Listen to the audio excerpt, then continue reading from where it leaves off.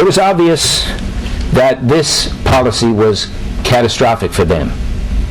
It destroyed two companies that had absolutely gold-plated franchises. They were money machines. Hardly any regulation at all, and they could dominate any market that their charters allowed them to enter.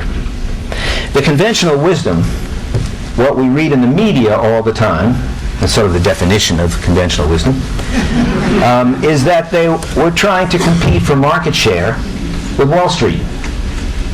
But the numbers say the conventional wisdom has it backwards. As I noted a moment ago, Fannie and Freddie actually bought most of the subprime and alt-A mortgages sold in the United States between 2005 and 2007. They always were the dominant factors in this market. They bought many of these mortgages through buying the AAA tranches of Wall Street, the folks they were supposed to be competing with. So the correct way to look at this is that Fannie and Freddie were enablers. They first stimulated the development of a subprime and alt-A market on Wall Street by buying huge amounts of the AAA tranches that Wall Street was creating. And then in late 2004, they began to buy these junk loans in large amounts themselves, competing for product with Wall Street. Thus, Wall Street was fighting to maintain its market share against encroachments by Fannie and Freddie, which were clearly the dominant players. In fact, Wall Street didn't have a chance. Because of their government backing, Fannie and Freddie were unstoppable. They could take whatever share they wanted in any market they chose to enter. And in any event, between Wall Street and Fannie Mae, that competition drove down the price of junk mortgages, drove up the housing bubble, and filled it with loans of unprecedented low quality. If they weren't just going after Wall Street's market share, then why did they binge? The best answer that I've been able to find is that they were trying to retain the support in Congress that would prevent new and tougher regulation.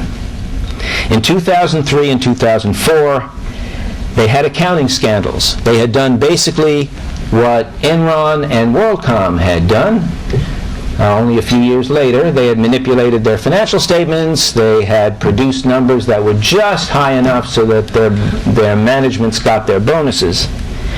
At the time, there was a Republican Congress and a hostile Republican administration. Strong legislation had been proposed and had passed the Senate Banking Committee in 2005. Alan Greenspan was warning that they could cause a financial meltdown if they were not curbed. Fed economists had recently done a study that showed they didn't even reduce interest rates for ordinary Americans buying homes. Now that's fantastically important, because what is their purpose? Their purpose, as they articulated it always, was to make sure that people had low interest rates. The Fed study showed they didn't even do that. So without that, there was very little use for them. There was very little continuing use or purpose for their existence. In these circumstances, they hoped to curry favor with their supporters in Congress by showing that they could boost home ownership rates, especially in low-income communities. The strategy worked. There were no new regulations of Fannie and Freddie until September of 2008. By then, this is September of 2008, only a few months ago. By then, it was entirely too late. Accordingly, this is a story about how a well-intended government policy caused a substantial decline in the quality of U.S. mortgages and ultimately the financial crisis we are living in today. Thanks very much.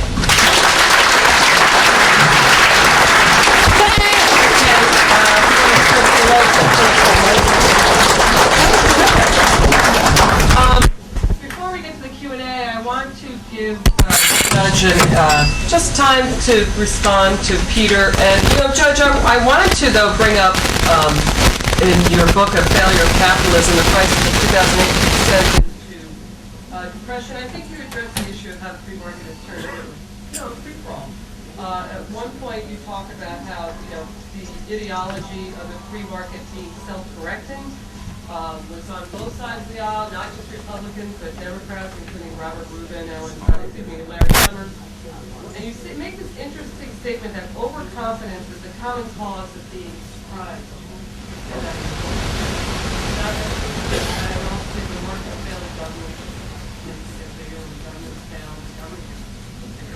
But anyway, so I want you just to segue into that and what I just said, and to address what Peter is saying. Go ahead.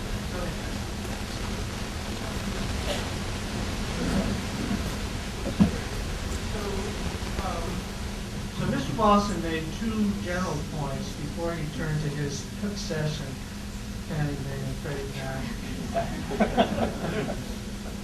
The first has to do with my title, The Crisis of Capitalism. So look, capitalism is not primitive barter in a pre-political state. Capitalism is a complex economic system with an institutional structure. And the institutional structure includes a government. Unless you're an anarcho-capitalist. I don't think Mr. Wallace is an anarcho. In fact, he said that during the Depression, the Federal Reserve should have loosened money, should have reduced interest rates. In other words, he regards a central bank as part of the capitalist system. Now, if it's true, it's extremely controversial, but if it's true that the Federal Reserve should loosen money during a depression, then it should tighten money during a boom.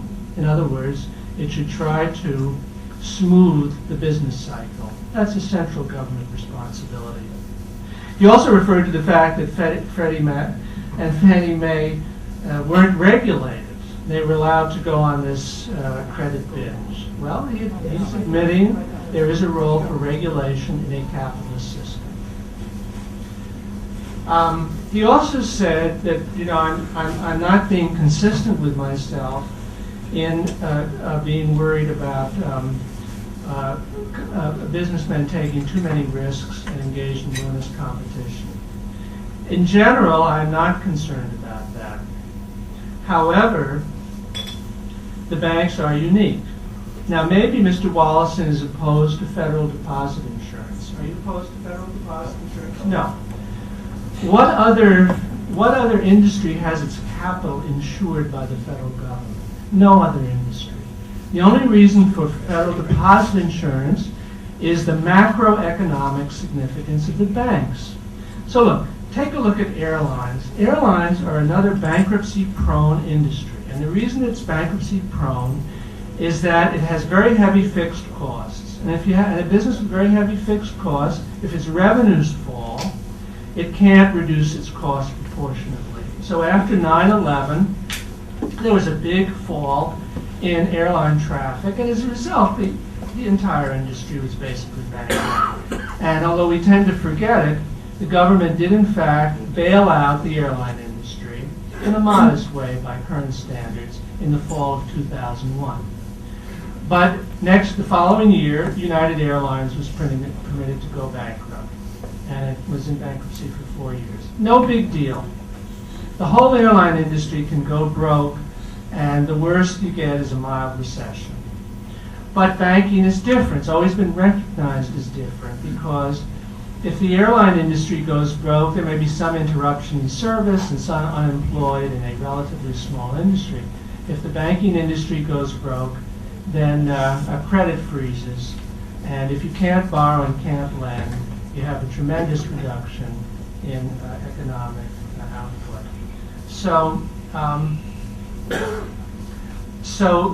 banking is special, and everyone has agreed that it has to be regulated, and federal deposit insurance is an example. And indeed, once you have federal deposit insurance, you have to regulate. Otherwise, a firm that has insured capital will take too many risks. So that's the way economists talk about this in terms of externality. If you're a banker, if you're any kind of businessman, you will assume a positive risk of bankruptcy. It would be a business mistake to try to reduce your risk of bankruptcy to zero. It would be too costly.